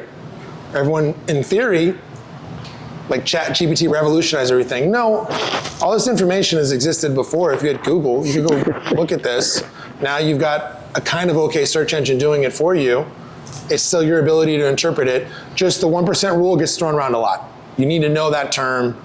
That formula gets thrown around a lot. You need to know some of these because this is the world in which you're going to live in. It just depends on I don't know, Nathan, how much, do you have a 1% rule? How much do you need on an asset for you to buy it? Oh, I'm completely not the guy to ask because I don't do any of that. I just look at the deal. If it's a good deal, it's a good deal. This is true. I bought a property 2 years ago that was not performing, and I'm about to make a crap ton of money, double my investment. I'm gonna sell the finance, I'm gonna become a bank. With my tax returns, it actually made me more money, so it was a non-performing property. The 2% rule, I have a rental right now that is 2.1%, because it fell out of contract, I bought it, I fixed it up, I found a, what's it called, pad sharing, a company that wanted to rent for their employees. My mortgage is $1,500 a month, a house hack, I rent it for $3,200 a month, that's over a 2% rule. So I don't look at the 1% rule, my opinion is very evil. I think most of the stuff out there is just noise. It's just noise, noise, noise. You have to look at the deal. If it fits your metrics, it doesn't matter if it's a 1%, 0.75, 2, or a 0.5, or you do like my short-term rental. I lost money for 2 years. I'm getting a $100,000 down payment, selling it for $500,000 in October. I bought it for $225. Wow. Here's why the 1% rule is misleading. Okay. How much money do you have in this asset? Right? Let's say you bought it and you owned it for 5 years, and you just decided to cash out refi because it's gone up so much in equity. And you have all of your down payment money back in there.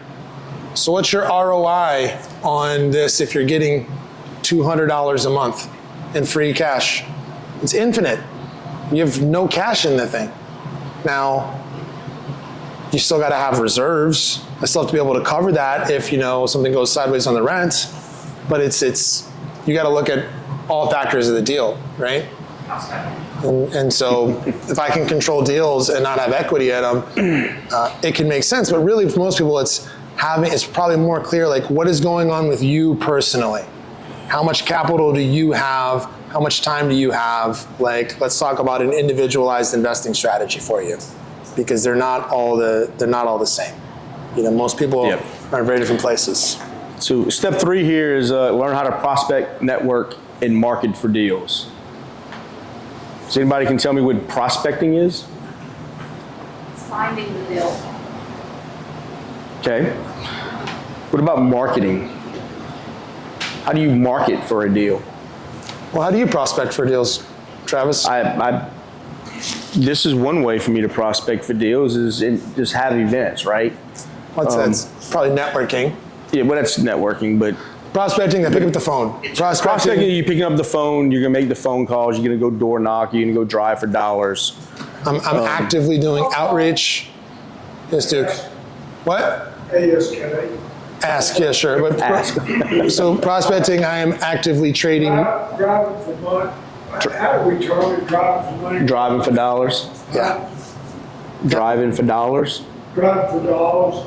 I love to look for places where things begin to get weird about it. The grass is growing up too high. The eaves are curling down a little bit. That guy's open to hear somebody say, "Hey, are you buying or plan on selling this?" And he says, "Why?" Let's begin to drip down a little bit. Anyway, if you can't hear Duke back there, because I know the AC is on, but you can drive for dollars. I can look for properties, but basically there's 3 categories. I can prospect, I can market, I can network. Those are the only 3 ways you can ever get business. Prospecting is a direct reach out of some kind, whether that's so I'm actively calling, or I'm knocking on doors, or I'm driving by and identifying properties, right? It could be directly sending a golden letter of some kind. That kind of gets into, I could debate you whether that's marketing.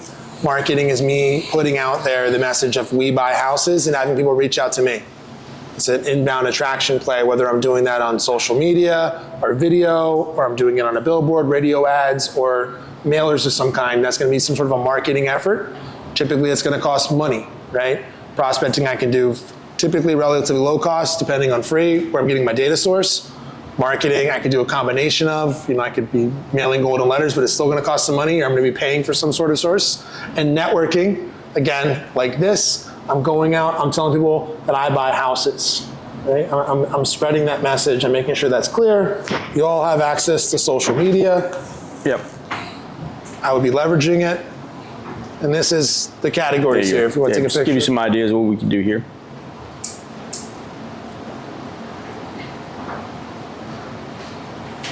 One thing to be clear, and if you're marketing Every piece of marketing you do should have a call to action. If it does not have a call to action, okay, it is not marketing. Think of a lost pet poster. There is a clear message. There is a picture of what I am looking for. I offer a reward and I say call 813-997-6175. That is my call to action. If you don't have a call to action on your marketing, you're doing branding or something else. But everything you do, if you're doing marketing, even if it's a social media post, should have a clear call to action. What do I want you to do when you read that post? And if you get into that habit, you will start having effectiveness when you're having communications with people. Hey, by the way, I'm totally new, this is uncomfortable for me, but I want to start investing, you know, and I'm looking. So if you see a house or if you know somebody that is looking to sell, it's overgrown or something, would you reach out to me or text me or DM me, whatever you want to say? That's your call to action. And if you don't do a call to action, like, then I just want to be that really clear. Like, that's the thing I have over and over again is like, what is your call to action on your marketing piece? That's so much more important than does it look good. The lost cat poster is way more effective marketing than your pretty Canva post that doesn't have a call to action. Or your chat GPT or whatever it is. Ooh, what's the BRRRR method? Step 4, BRRRR, huh? So, have anybody ever heard BRRRR method? Yes. Pretty familiar with that? So it's, you know, buy, renovate, rent, refinance, repeat. Very applicable in today's market still. However, the important piece of that is the buy. We always have to buy it correctly, right? So, you know, if you're not buying it correctly, it may take you a lot longer to refinance it. Or you may need to refinance it very quickly to get out of that deal. But yeah, so buy, renovate, rent, refinance, repeat. And so you're going to need contacts for each section of this, right? Am I going to do this myself? Do I actually have experience in doing this, or do I have resources to do this so I know my numbers here? Do I have some idea of how to rent out a property? Like, have I even bothered, I don't know, looking at what's available for rent or going through the application process on Zillow or getting some idea of what this looks like, right? Because you could take 8 months to rent your property. Refinance, do I understand? Here's the thing, people always ask me, like, when should I wait to talk to a lender?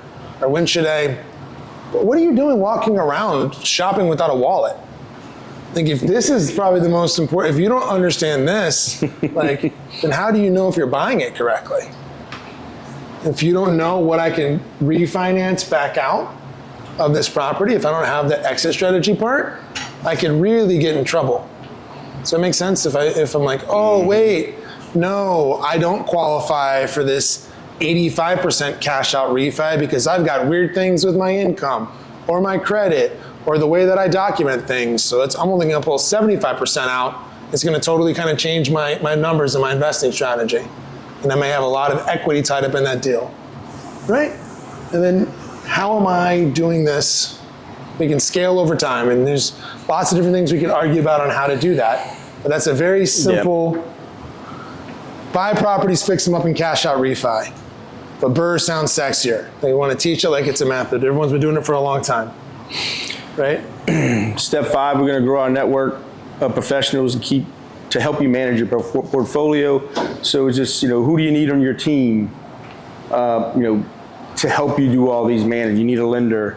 You know, you may need a property manager. You may need a handyman around. So you don't want to do it alone. Contractors, attorneys, whatever, right? Step 6, don't wait to buy real estate. Buy real estate and wait. So the basic rundown is this, you know, if you holding on to that real estate, the appreciation value will go up. As you're paying down that loan, your rental income may increase and that gap will widen and you'll have more passive.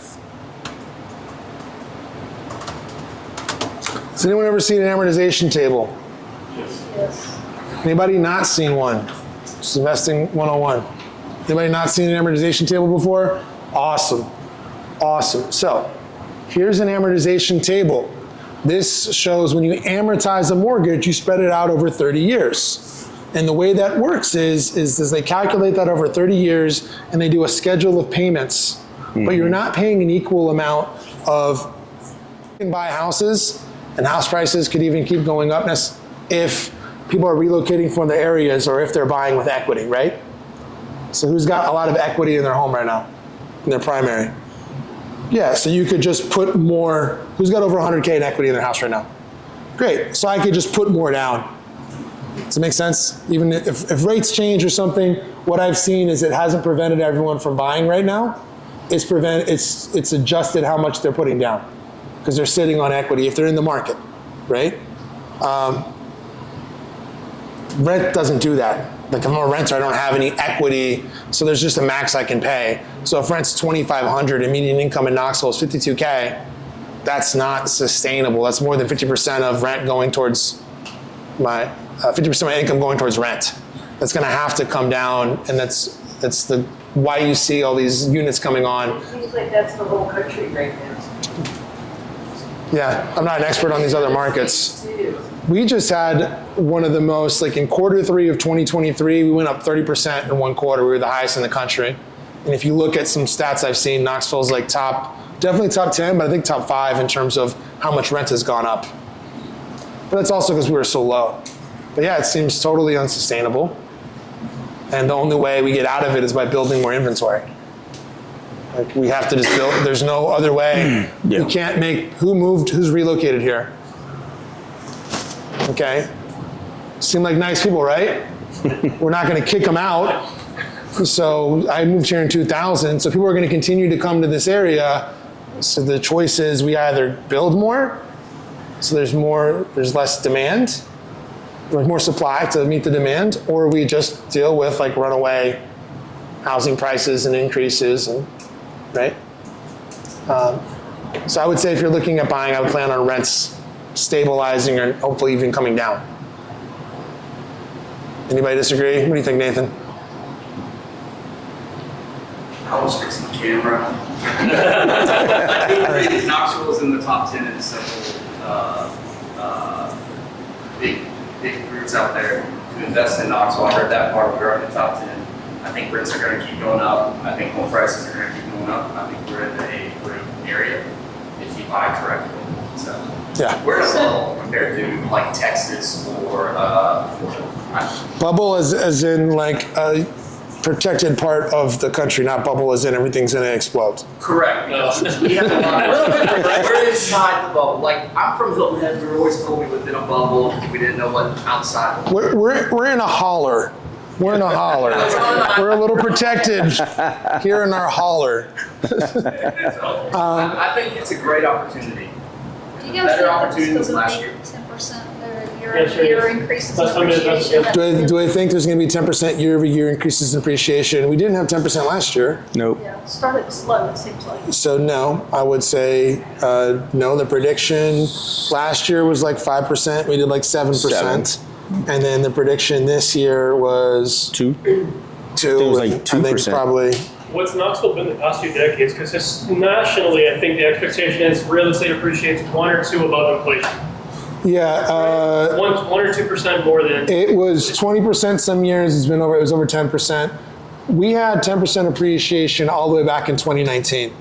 So we had the longest economic expansion in U.S. history starting in 2012. Highly recommend we all read The Psychology of Money. Yeah. Big part of that book says that whatever we believe about money is shaped by our experiences in the economy. So if you lived through stagflation in the 70s, you have a totally different idea of how bonds work and how inflation works and interest rate works, right? If you lived through 2000 and then 2007, you think real estate markets crash. And then when I'm trying to sell you property during COVID, you're telling me you're not going to buy when rates are 3% because you're waiting for the bubble to burst. Lots of people too smart but the conditions on the ground aren't the same. And I would just look at housing inventory if you look at one graph, if we had a graph of housing inventory over the last 30 years, it's very, very obvious, like, oh my God, look at the highest housing inventory has ever been. We had 6 months of excess inventory, 2007, and the market fell off of a cliff. Where, because of mortgage fraud and just watch The Big Short, but because of the economy entirely blowing up, there was enough inventory for real estate to go into a free fall. If y'all don't know, in the rest of the country, there was a global pandemic called COVID, and they shut down the country. Not in God's country, we get to do whatever we want, but in other places, they were totally shut down. And they have like bubbles, and they quarantine together, it's really crazy. So anyways, some people have like small groups, and some people have like a big family group, you know what I mean? So maybe I'm in Jersey and it's shut down, but like I'm a big Irish Catholic family or an Italian Catholic family or something, right? And I'm seeing the same 20 people all the time.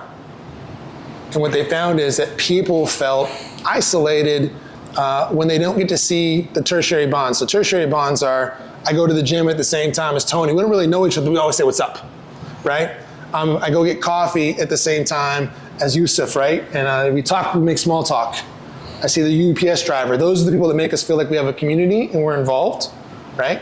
We are the most social mammal on the planet.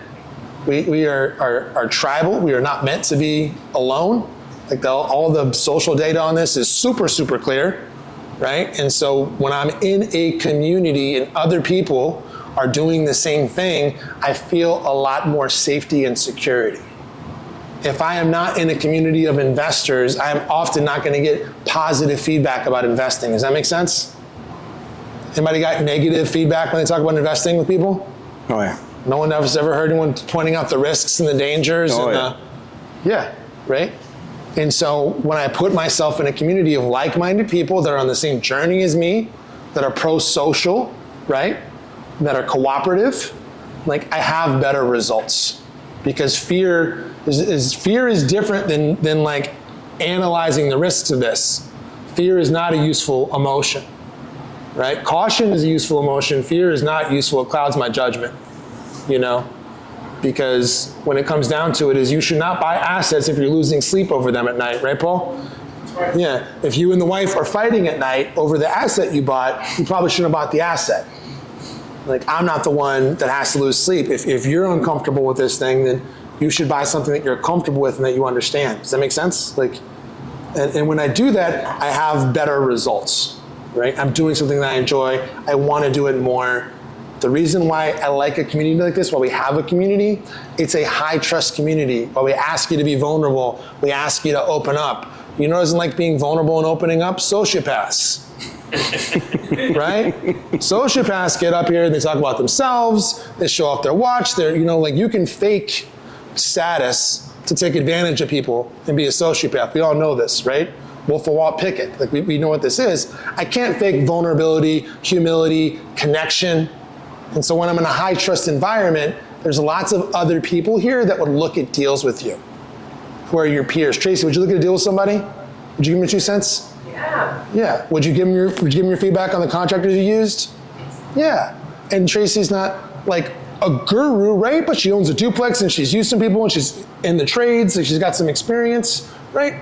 Just leveraging other people. Like, don't ask for an unreasonable amount of help is my advice. Like, and then I see Ryan nodding, right? You've been coming to Grid for a long time.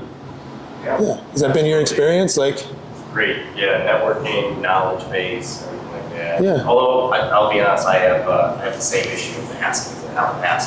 So now I've been more comfortable reaching out and picking Travis's brain and yeah. So I'm I'll share one thing that I found is who in here feels good when they're of service to other people? Awesome. Who in here feels good when they're of service to other people? Yeah. So Ryan, why are you robbing all these people from the opportunity to feel good? All right. No, you're not. But just that genuinely is like, I don't want to be a burden, and everyone else is here is like, oh my God, I'd so much rather talk about your deal because I can see your deal pretty clearly. I'm not in the middle of it. I'm not emotionally involved, and I've sunk all this time into it, so I've got to make it work. I don't know, that doesn't make any sense. Or bro, close that tomorrow. I'll buy it if you won't buy it.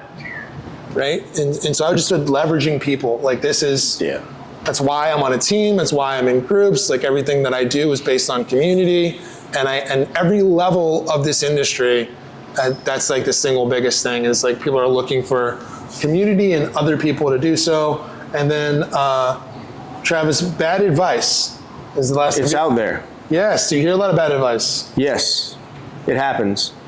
But one way to deter that is just surround yourself with like-minded people that, like a grid community is, not everybody knows everything, but we know something together, right? It's just having that community. What else is there to learn? A lot, right? So some of these next couple of slides, these are just other seminars that our grid community goes into a little deeper as well. We taught these 2 months ago. It's on the YouTube channel if you want to watch it. How to evaluate, how you subject to creative financing. Next month? That's next month, yes. This will be this fall. How the short-term rental market works. If you don't want to be a host or a hotelier, short-term rentals are not for you. That is for someone that enjoys hosting and delivering an experience and engaging with guests, customer service. Yes. If you just want to invest, it can be a really bad market. There's a lot of people that bought assets that should not have bought them. All right. How to use tax code to your advantage. I mean, that's a big one for a lot of people. And how to structure your business for asset protection. There's certain ways to structure. Like, do you have an LLC? If you have a rental property, do you have an LLC? Yep. Who's got, so it is 12:30. If anybody's got to go, no, not going to be offended. If you got to get up and get a drink or something. Yep. Anybody have, we got some time to stick around. Anybody have specific questions they want us to answer? Yeah, Tony. Several books are mentioned, and I just wanted to confirm I heard them. The One Thing, was that what it was? Yeah. Okay, and that was Keller and somebody? Keller and Jay Papasan. Gary Keller and Jay Papasan. Keller, correct. Okay. Gary Keller wrote some great books. If you want the MREA, which is the Millionaire Real Estate. Okay. So it's MREA. He wrote that The one. Millionaire Real Estate Agent. That's a good one for just like business structures in a way, and how to get things rolling. The Psychology of Money was one mentioned today. We didn't mention these. These are two other books that are part of this Millionaire Real Estate. Yep. There's a Millionaire Real Estate Investor book that Gary Keller wrote, The Millionaire Real Estate Investor. And then he also wrote a book called Flip and a book called Hold. Those are two super simple, basic. Gary built what was for decades the most successful real estate franchise model in the country. He's got like 180,000 agents. He's one of the only people I can think of in the real estate industry that has like a lot of books to his credit. The one thing you can find like in airport bookstores. Like it's Red book is that? The MREA. The MREA, the military. But that's only the Millionaire Real Estate Agent. Only read that if you're an agent. If you're not going to be an agent, don't waste your time reading it. What's that? The One Thing. The One Thing. The author is Gary Keller and Jay Papasan. Yeah. So The One Thing, MREA, Flip, Hold. Psychology of Money. Psychology of Money. I don't know. Forgot who wrote that one. Morgan Housel. Morgan. Yeah. Morgan Housel. I think it's HOUSEL. Psychology of Money. We could do a post. Find it if you Google it. Yeah. Yeah. Anybody else have any other? If you haven't read Rich Dad Poor Dad, it's worth reading. If you have read Rich Dad Poor Dad, his accountant Tom Wainwright wrote a book called Tax Free Wealth. If you want to understand how to use the tax code for your advantage, it is a great primer. It is written at the same level of Rich Dad Poor Dad.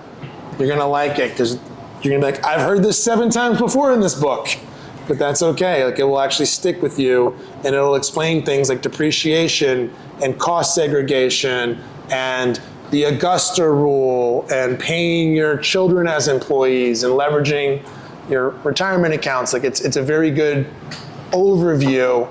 Again, what you want to do is understand this stuff as a strategy and then interview professionals. What book is that again? This last one? The last one is Tax Free Wealth by Tom Wainwright. Tax Free Wealth. I know enough to interview the experts I work with. I was a mortgage broker. I don't waste my time talking about mortgage loans because I'm not a mortgage broker. I send people to go talk to actual mortgage, but I know enough to know if they know what they're talking about. Like, it's not useful to go, I see people ask me those questions and they want to ask me what the 1031 regulations are. And I was like, I don't know, I'll just call it 1031 intermediary. Like, if we're getting into the weeds and I'm spending more than 15 minutes talking about it, we could just get the person we're actually going to hire to answer the freaking questions. You know? That's what I do. And it's not that I couldn't memorize this stuff and regurgitate it, it changes, and why would I want to do that?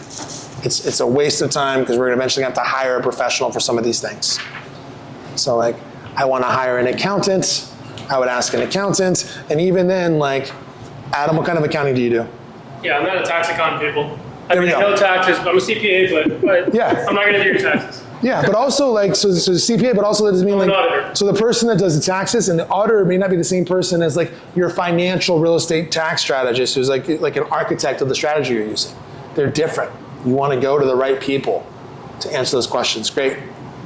Duke, what questions do you have? Tax-free wealth is a book that you mentioned right after Rich Dale put it in. Yep. Tax-free wealth is a great book. Who else has questions? Tom Wainwright. Tom Wainwright, I believe. Someone can check me if it's Wheelwright, but I'm pretty sure it's Wainwright. Is it Wainwright? Yeah. Tom Wainwright. He came and talked to us. I was in an executive MBA class with two guys that own a $1 billion real estate business called Place. Tom Wheelwright. Thank you. I was checking that. Wheelwright. Appreciate it. Who else has questions? Any questions on specific deals? Anything that we went too fast over? Yeah. Yeah, I have a question about financing. So I've heard like when I'm talking to other people about financing, they say like if you are checking for a first investment, you should pay like 20% down payment for your house or property. Like reading also that you can apply for any page loan or anything like that. So what's your take on that? What's your specific question? Is it how much is my down payment as a first-time investor? Yeah. Is that your question? Because there's a lot of information in that question. Or is it about the nuances of FHA loans or conventional loans? And I'm asking you because that'll help you clarify. Should I name a 20% down payment, or is it possible to have a lower one? For an investment property, right? Yeah. Okay. So you're asking what's the down payment for an investment property? Yeah. Okay. So, and you're, what's your legal status in the U.S.? H-1B visa. H-1B visa. Okay, so that's going to be important because some things have changed. So, as an H-1B visa, Nathan, what products are out there? There's a lot of visas, I'm thinking. It depends on well, everything that just happened with Trump. You should be able to do either a foreign national DSCR. You should be able to. You're a non-permanent resident, correct? Now I will tell permanent. You are permanent? Yeah. Okay. Everything. So yeah, the green card's done. I don't have the green card yet. But you're in the process of getting it? Yeah. Yeah, that opens up the door for almost everyone. Yeah. That opens the door for everyone. Okay. Yeah, you'll be fine. So the short answer on this stuff here would just be, it's going to change. So then there's new FHA regulations that got announced. I'm going to say this isn't controversial. This is just factual. The director of HUD lied, straight up lied about what they do. They changed some of the statuses for non-permanent residents in this country. So if you have a legal non-permanent resident status, if you have an H-1B visa because you're recruited here for like a tech job or something, or if you were a dreamer, like a DACA, person, you no longer have access to FHA loans. What was said was that this was changed, that we were going to prevent illegals from using FHA loans, which has not been happening. That's like mortgage fraud. So some of the information we're getting now is not necessarily accurate. So in your case, there's some different regulations. Generally speaking, for an investment property as a pure investment, 20 to 25% are some of the products out there. Is that right, Nathan? As a down payment. 25. 25? For a foreign national. No, just generally speaking, for the rest of if you're just a resident. No, it can go down to 0. Well, yes. Okay, so there's 10% down DSCR, there's 15%, there's 20, there's 25, there's Fannie Mae Freddie, which is 15%. There's private non-QM, which is 15%. So it just depends on which one. That's true. So you've got, and the biggest interest, I would talk to a mortgage lender because it's going to depend upon your specific situation, and it's also going to depend on the property. Yep. So when we talk about a DSCR loan, that's a debt service coverage ratio loan. What that is they're underwriting the property based off of projected income. That could be a lease, or it could be like buying a short-term rental where there's Airbnb returns, but they're looking at that property and it's a ratio between the income and the mortgage payment.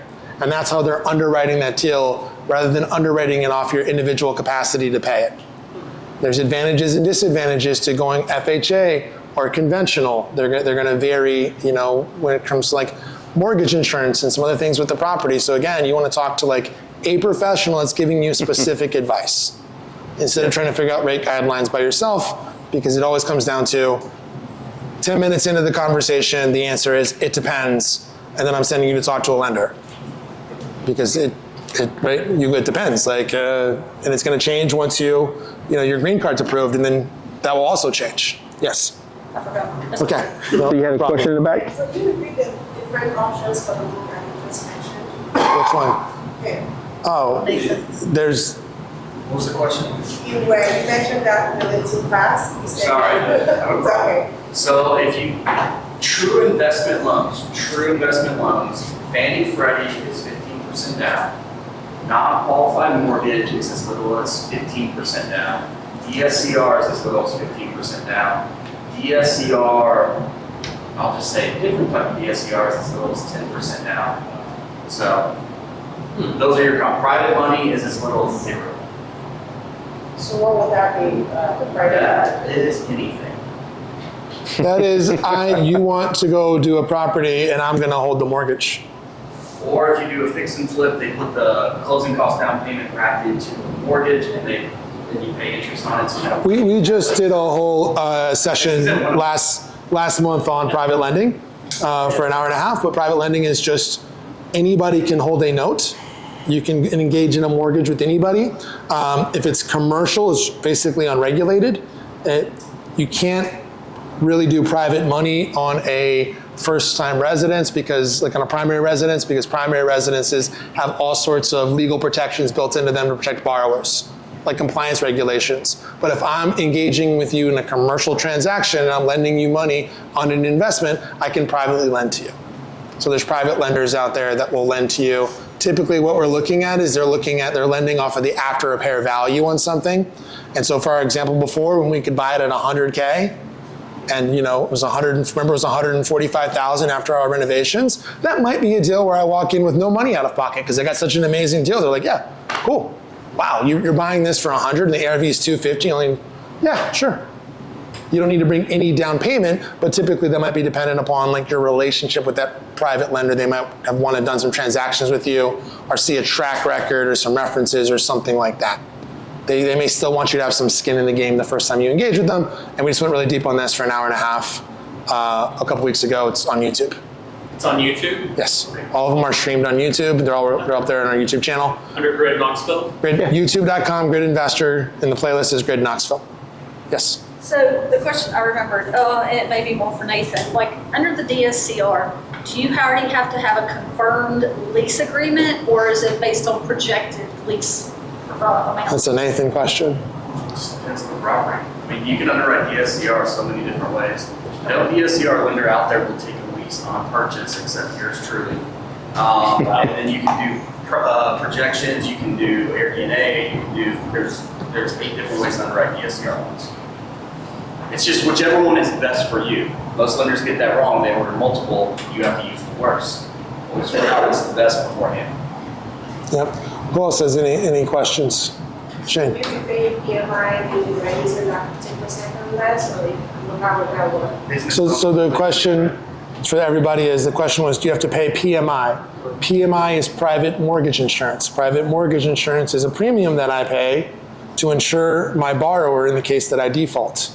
So I pay insurance to insure my borrower, whatever bank gave me the money in case I don't pay my payments. So if you go down less than 20%, you typically have to pay PMI on a loan. It's one of the advantages of conventional versus FHA is how I can refinance out and get it to drop. With conventional, once I have 20% equity on the property, that PMI will go away. With FHA, it doesn't. But again, like, what's your overall strategy? Like, what's your overall strategy? Don't get lost in the weeds. Like, does the deal make sense? Well, the reality is PMI probably won't. If you had FHA, you probably want to refinance because you'll pay more in the long term paying the PMI than you would refinancing. She said that if you have FHA, you want to refinance because the PMI long term will cost you more than the closing costs. It depends on the situation. Because time you're in a house is 7 years. So if you're looking at 30 years, yes, but what's your expectancy with that house? Average in the nation, 7 years. Yeah, so we're getting into these are good questions. This is the stuff that confuses people. Like the PMI is not going to make or break the shitty deal that you bought. If it was a bad deal, it was a bad deal. But remember, that's on houses that you're going to reside in. What he's talking about deals, those are investments. This is a whole different ballgame unless you do mortgage fraud. Yeah. We're all worried about a recession coming up soon. Okay. How do you think that'll affect house prices and/or rentals? Let's ask the room, because this is you guys are the marketplace. What was the question? He says, I think we're all worried about an impending recession, like a serious recession that's going to last for a while. How do the realtors think it's going to affect housing prices and rental prices in Knoxville? I'm gonna let Travis handle this one. Economic recession or market recession, because they're two different things. Right? So like a stock market recession kind of thing is one deal. Yeah. It doesn't mean an economic recession happens and vice versa. They're likely to move together, but they don't always move together. Just like in 2020, we had a stock market dip 32%. 30% or something, and it rebounded in a month. And everything was fine. I know a lot of people died and a lot of stuff happened, but I'm gonna go the optimistic route. As an agent, people's situations change.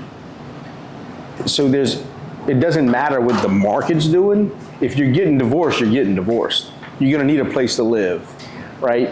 There's things that happen like that where there's going to be some type of turnover. Now, how does that affect mortgages as far as like interest rates and housing prices? I mean, for the housing price, it's just a supply and demand. It's a supply and demand. That's what's going to drive the price.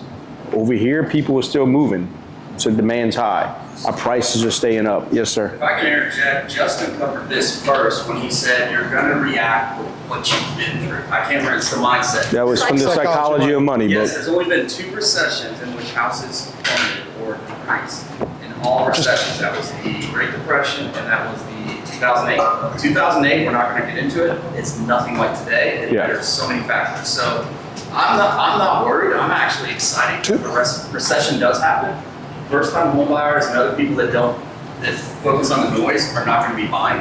So I get the opportunity to make creative deals and deals. This is the year for the investor. It's not the year for the first-time home buyer. It's not the year for the move-up. This is the year for the investor because there's so much noise out there and people are listening to it. A recession, I'm excited for. So let's talk about this though. Like who's worried about a recession? Okay. We've been in one. Who thinks that the real estate market might go down? Who thinks the real estate market can go down? Who thinks the market's overvalued? Okay. Who has concerns that we may see job loss or layoffs or federal job loss here? Okay, great. So job losses drive housing sales directly. If you lose your job, then you may not be able to pay your mortgage. That is an indicator, if you're leading indicators, if you're looking at an economic indicator, that's a real one. Not stock market, not what Zillow says, it's monopoly money, right? It's like if you lose jobs, then if you see layoffs, then you may see inventory come into the market, or you may see distressed or motivated sellers. Does that make sense? Now, when we look at supply and demand, we gotta look at do we have excess supply where there'd be something where you'd have a string of like foreclosures or motivated sellers in there that are depressing housing prices where we have inventory. So we're starting to see more inventory on there. When we're looking at the market, keep in mind, ask the realtors that you're talking to how long they have been in the industry. I just said that we've gone through the longest economic expansion in US history, starting in 2012.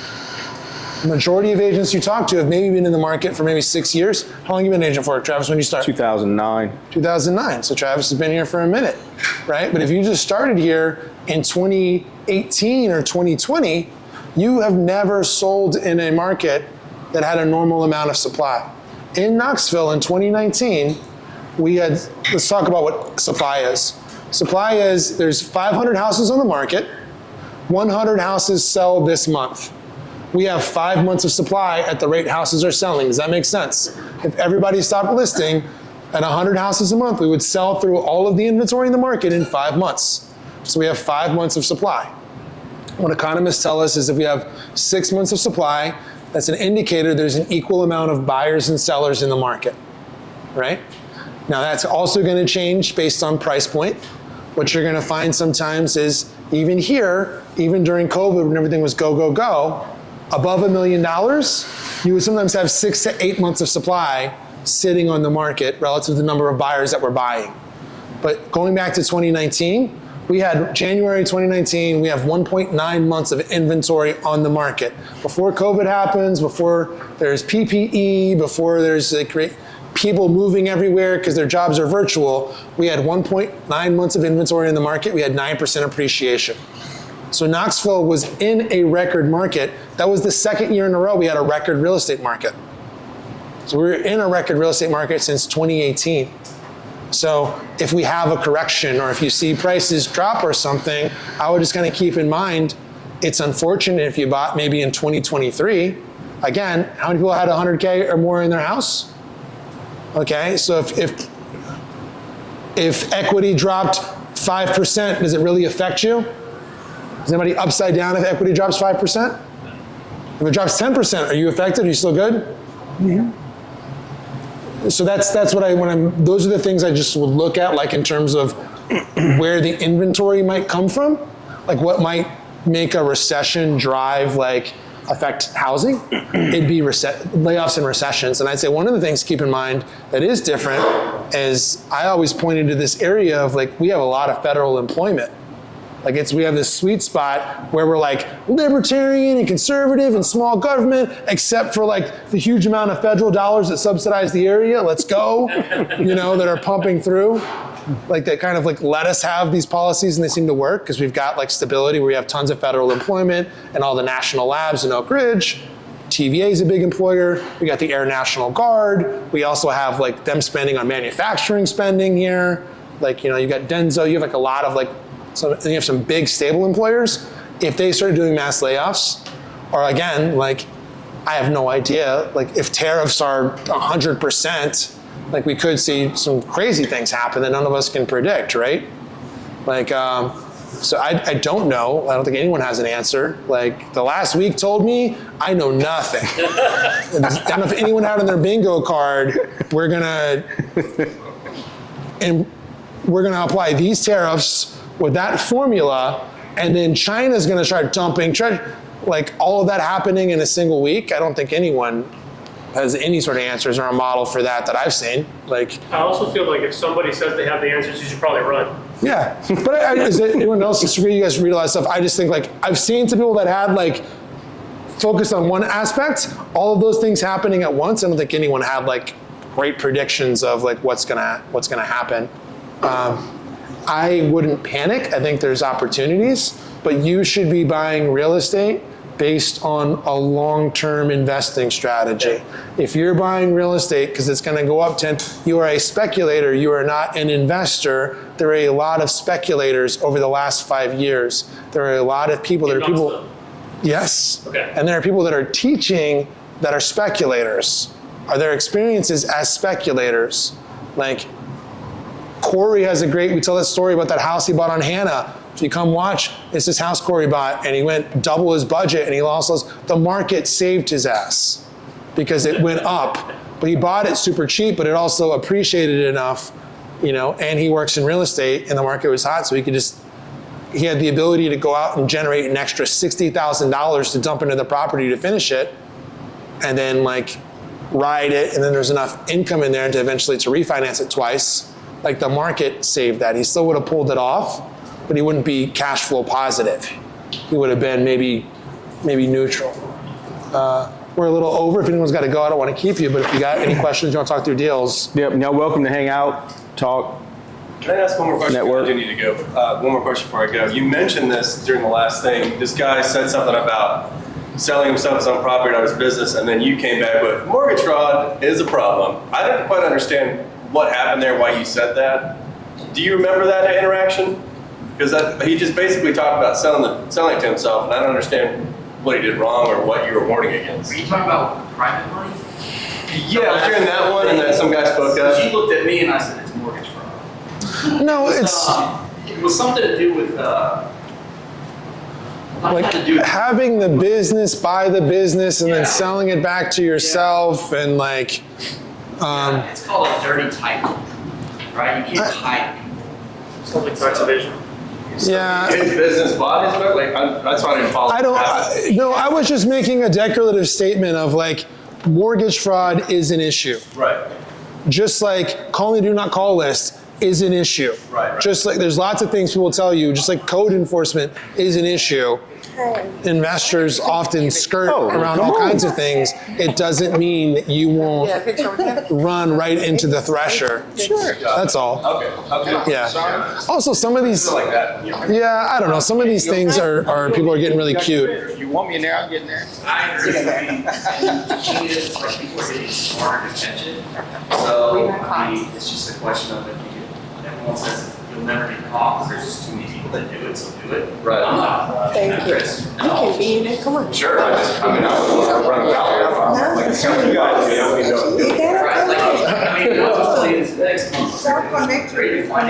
Said, do you want to help us get one? Yep, I'll get it. Right now, with this market, creative financing is how you win. But you have to do it correctly because a lot of people teach it incorrectly and they penalize you. Like I'm dealing with a lady right now who rolled a creative finance deal from Grid Knoxville, and she's going to lose $30,000 or she's going to get $75,000. Well, my dad owns a drywall business. Right. And she doesn't listen to me my advice on how to get out of it. I do have it. I do all You got to do it right. Well, thanks for coming, Ms. Tracy. That's how you're going to win in this market. And you do it correctly, not only you win, but the sellers win as well. Okay. Yeah, that answers my question. There is a correct, and I will say this, there's a correct and legal way to do all of this. Our team has sold $2 billion with a B dollars of real estate over the last 17 years. I started as a mortgage broker in 2005.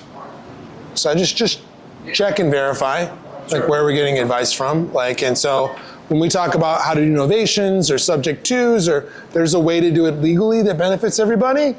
So yeah, I don't know. I don't remember that. I remember someone specifically, and I just was like, I'm not.